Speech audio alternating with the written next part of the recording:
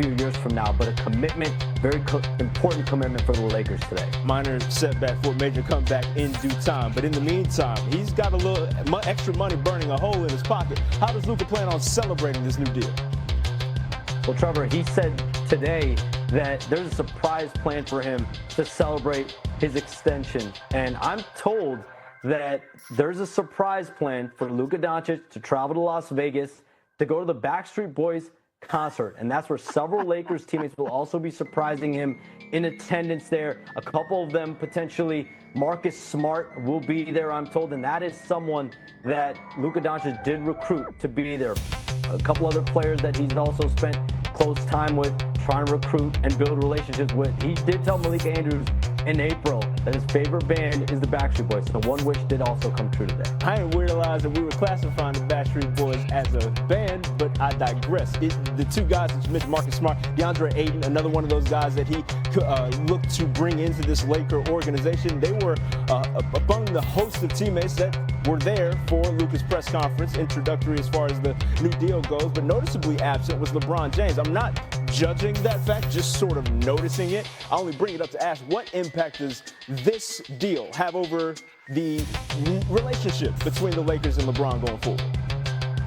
We've never seen this. A player going into year 23, that's an NBA record. A player that's going to be 41 years old in December playing at this high of a level. It's never been seen in the NBA before. So that means it's a delicate balance that's going to need to be threaded by the Lakers and by LeBron James. And from my understanding, he has been very supportive of the Lakers and understanding of the fact that they are moving forward with Luka Doncic as the incumbent, as the guy that's the face of this franchise moving forward. And so the fact that he is now going into year 23, we don't know exactly how long he's going to play. Rob Pelinka said today at the press conference that they're going to be awaiting to see LeBron James and his family make a decision on just exactly how long he wants to play. He's going to play at least 23 years. Listen, he's earned the right to determine just exactly how long he wants to play and on what terms he wants to end his career. And that's something I am told the Lakers will be supporting. So whether that's playing the entire year 23 and then playing somewhere else in a potential year 24, figuring out exactly how he wants year 23 to look. Yeah, and we all know that Savannah will also have a pretty large say in how all of that goes down. Sean Serrano, we appreciate it as always. All right, happy Friday. Hopefully everyone is doing great out there. I figured we would do a Micah Parsons trade video. No, I'm just kidding. Or we could do a Mets at the trade deadline for all those Mets fans. But I figured we would do a little bit of a whip around the NBA. It's August 1st. We're about to enter into the dog days of August. I always say when you work for a team, either you get married, which I did 22 years ago tomorrow, August 2nd, or you have kids. Mine are not born in August. So we're about to hit the dog days, and probably the big thing coming down the pike is going to be the schedule that comes out. But there is some news out there, and there is some content out there.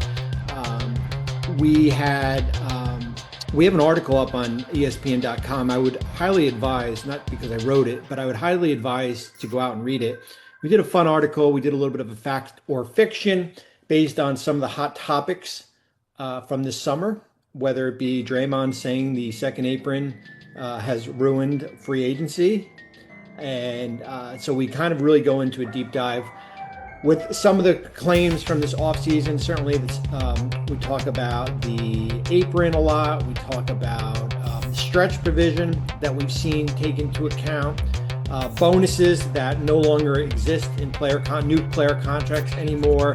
Does drafting, do teams get penalized for when they draft? Restricted free agency, of course. And some of the stuff we're going to talk about pertains to that article here, just based on the recent news. Let's start with the recent news. Shams reported Mikal Bridges, 4 for 150 in New York. He was eligible for 4 for 156. That was the maximum allowed. It would have been 140% off his salary in 2025-26 starts in 26-27. There's a trade kicker in there, which certainly could come into play. There's a player option. There is a 6-month restriction. So from the time Bridges signs the contract, which probably will be either on Friday or Saturday. It will be 6 months. He will be trade eligible before the February 5th trade deadline for Mikal Bridges. How that impacts New York, it's kind of a two-step process. We saw last year Jalen Brunson took a significant discount. Bridges took $6 million off. Every penny matters when we're dealing with the second apron here. When you look at New York, roughly $18-19 million below the second apron next year. How does that impact Mitchell Robinson? I've said this before, and I keep on like banging the drum, and people are saying, where can we read about the second apron? Go on, there's videos about it. We've written articles. The second apron impacts you if you are trying to acquire players outside of your own core.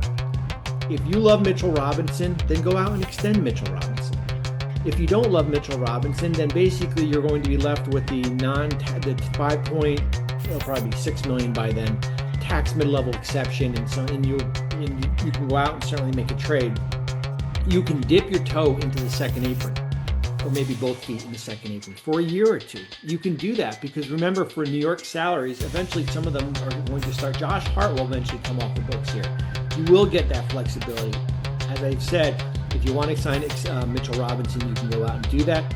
You can certainly look at where they are with Karl-Anthony Towns, who's also extension eligible this summer. He's got a $62 million player option.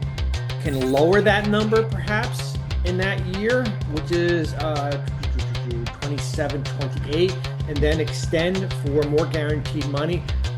I wouldn't get caught up about the second apron in New York. I really wouldn't, because you've got basically your 8 core players or 7 core players under contract next year, and then you have to make a decision on Mitchell Robinson. And if you go in the second apron, you go in the second apron if you think your team can win a championship. As I said, you don't want to be there for like 3 years. And how contracts are structured now, you're going to be able to get back out of there.